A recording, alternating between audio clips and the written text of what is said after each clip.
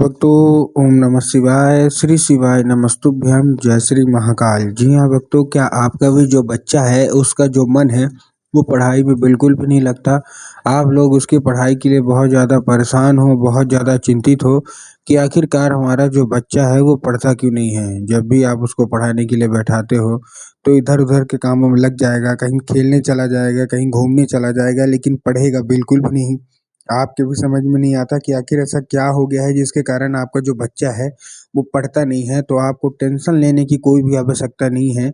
आज मैं आपको जो उपाय बताने वाला हूँ, अगर केवल और केवल आपने उतना ही उपाय कर लिया तो आपकी सारी की सारी जो इच्छा है, सारी की सारी जो मनोकामना है, वो अवश्य रूप से पूरी होगी ही होगी। क्या करना है, कैसे करना है, पूरा आपको समझाने वाला हूँ, तो बस उपाय ध्यान से सुन के अच्छे से करिएगा ज़रूर।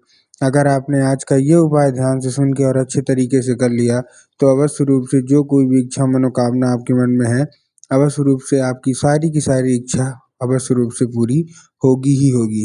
क्या करना है, कैसे करना है, अवश्य रूप से आपको बताने वाला हूँ, तो ध्यान से उपाय सुनिएगा। देखिए, आपको भी पता है कि जो पूज्य गुरुदेव की जो कथा होती है ना, उसमें लाखों की भीड़ आती है। कैसे भीड़ आती है? लाखों की भीड़ आती है। और जब गुरुदेव की कथा में लाखों की भीड़ आती है तो वहाँ ज़्यादातर जो भक्त है ना, वो क्या करते हैं, पत्र के द्वारा अपनी मनोकामना गुरुदेव तक पहुँचाते हैं। तो अभी गुरुदेव की कथा चल रही थी, आज से 4 से 5 महीना पहले की बात है। गुरुदेव की कथा चल रही थी और गुरुदेव की कथा में लाखों की भीड़ आई। अब जब गुरुदेव की कथा में लाखों की भीड़ आई तो वहाँ ज़्यादातर जो भक्त थे ना, उन्होंने क्या किया, पत्र के द्वारा अपनी मनोकामना गुरुदेव तक पहुँचाई। अब जब गुरुदेव के पास पत्र पहुँचा और गुरुदेव ने पत्र पढ़ा तो वहाँ गुरुदेव ने देखा कि यहाँ ज़्यादातर जो भक्त है ना, उनकी क्या है, केवल और केवल एक ही मनोकामना है।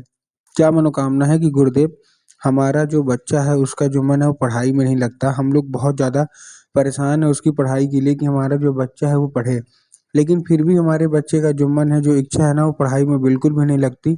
कृपया करके कोई उपाय बता दें ताकि हमारे बच्चे का जो मन है ना, वो पढ़ाई की ओर आकर्षित हो और जो इधर उधर के कामों में लगता है वहाँ से न लग के केवल और केवल हमारा जो बच्चा है वो पढ़े। जब गुरुदेव ने ये देखा तब गुरुदेव ने 2 से 3 उपाय बताए और कहा, केवल और केवल ये उपाय कर लेना, तुम्हारा जो भी बच्चा है जिसका भी मन पढ़ाई में नहीं लगता, अवश्य रूप से उसका जो मन है ना, वो पढ़ाई की ओर आकर्षित होगा ही होगा। अब जब गुरुदेव ने उपाय बताया तो लोगों ने जा जाके इस उपाय को घर में करना शुरू कर दिया। अब जैसे ही लोगों ने जा जाके इस उपाय को घर में करना शुरू कर दिया, वही लोग गुरुदेव की कथा में मात्र 1 से 1.5 महीने बाद वापस आए। अब जब वही लोग गुरुदेव की कथा में वापस आए तो उन्होंने क्या किया, एक बार फिर से गुरुदेव को पत्र लिखा, लेकिन ये वाला जो पत्र था, ये गुरुदेव को धन्यवाद के रूप में पत्र था कि गुरुदेव धन्य हो आपका, आपके द्वारा बताया गया उपाय हमने कर लिया है। हमारी सारी की सारी जो इच्छा थी, सारी की सारी जो मनोकामना थी वो पूरी हो गई है। आपका कोटि कोटि धन्यवाद। तो देखिए, जो लोग भी मेरी आवाज़ अभी सुन रहे हैं ना, अगर आपको भी जानना है कि आखिर ऐसा कौन सा उपाय है जिसको करने मात्र से सारी की सारी इच्छा, सारी की सारी मनोकामना पूरी हो जाती है, तो चलिए हम बताते हैं आपको आज की इस वीडियो के माध्यम से कि आपको करना क्या है। तो बस उपाय ध्यान से सुन के अच्छे से करिएगा ज़रूर। अगर आपने आज का ये उपाय ध्यान से सुन के और अच्छे तरीके से कर लिया तो सारी की सारी इच्छा मनोकामना बस रूप से पूरी होगी ही होगी। ठीक, चलिए चलते हैं उपाय की ओर, लेकिन उसके पहले चैनल पे अगर पहली बार आए हैं और आवाज़ मेरी पहली बार सुन रहे हैं तो वीडियो कर दें लाइक और चैनल को भी कर लें सब्सक्राइब, ताकि पूजनीय पंडित प्रदीप जी मिश्रा के रोज़ नए नए उपाय जो कि मैं उनकी कथा से सुनता हूँ, श्रवण करता हूँ, सबसे पहले मैं आपको प्राप्त करा सकूँ। तो देखिए, जो हमारा सबसे पहला उपाय है, इस उपाय में आपको 3 काली तिल और 1 धतूरा लेना है।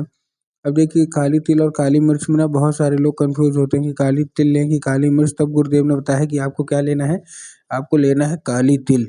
3 काली तिल ले लेना है और 1 धतूरा ले लेना है। ठीक, ले लिया। अब लेने के बाद आपको करना क्या है, जैसे आपने लिया अपने बच्चे के हाथ में देके उसको भेज दीजिए कहाँ, सीधा सीधा शिव मंदिर।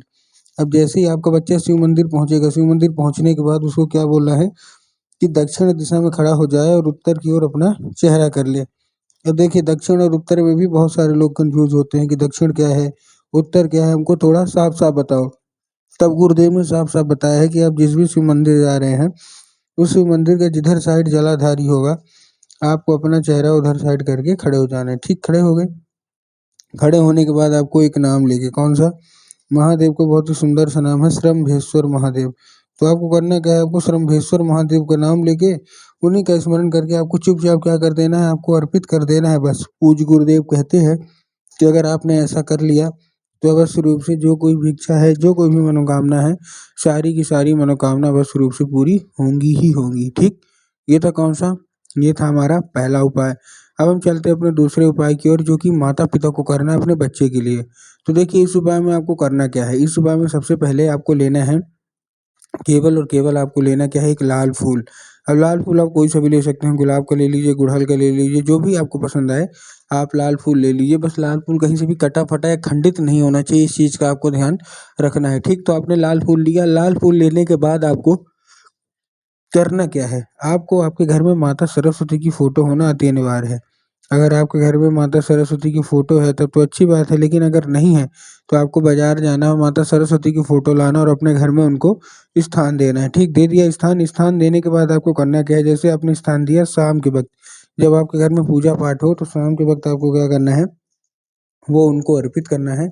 और उनको अर्पित करने के बाद माता से औषधि के रूप में मांगना है फूल को, कि माता कृपया करके हमको इसको औषधि के रूप में प्रदान करिए। हमारा जो मतलब जो हमारा बच्चा है उसका जो मन है ना, वो पढ़ाई में बिल्कुल भी नहीं लगता। कृपया करके कोई उपाय बताएं और इसको औषधि के रूप में दे दें। अब क्या होगा, अब ये औषधि का रूप ले लेगा। अब आपको करना क्या है, उसी रात जब आपका बच्चा अच्छे तरीके से खाना पीना खा के सो जाए तो आपको लाल फूल उठाना है और अपने बच्चे के माथे पे 2 से 3 बार आपको फेर देना है।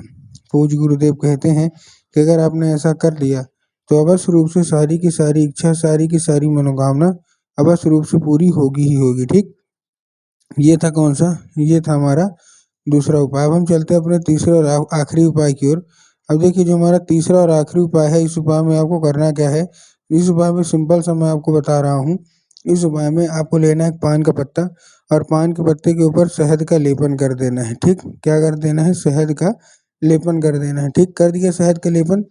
अब शहद का लेपन करने के बाद आपको करना क्या है, जैसे आपने शहद का लेपन किया अपने बच्चे के हाथ में देके उसको भेज दीजिए सीधा सीधा शिव मंदिर। अब जैसे ही आपका बच्चा शिव मंदिर पहुंचेगा, शिव मंदिर पहुंचने के बाद आपको करना क्या है, चुपचाप उसको क्या करना है, बोल देना है। आपके दिमाग में आकर जाएंगे बाबा भोलेनाथ के ऊपर अर्पित करवा देंगे, जो कि पूर्णतः गलत है। आपको बाबा भोलेनाथ के ऊपर अर्पित नहीं करवाना, आपको माता सुख सुंदरी के ऊपर अर्पित करवाना है, जिनकी जगह कहाँ होती है ये भी जान लीजिए। बहुत सारे लोगों को यही नहीं पता होता कि माता सुख सुंदरी की जगह होती कहाँ है। तब गुरुदेव ने साफ साफ बताया, जो जलाधारी है ना, जलाधारी के बिल्कुल बीचों बीच इनकी जगह होती है, किसकी, माता सुख सुंदरी की। तो बस आपको चुपचाप करना क्या है, माता सुख सुंदरी की जगह पे आपको अर्पित कर देना है बस। पूज्य गुरुदेव कहते हैं ज़्यादा से ज़्यादा 1 महीना या ज़्यादा से ज़्यादा 1.5 महीना, इतने के बीच आपकी जो कोई भी इच्छा है, सारी की सारी इच्छा, सारी की सारी जो मनोकामना है, जो भी आप बाबा भोलेनाथ से चाहते हो, सारी की सारी अवश्य रूप से पूरी होगी ही होगी।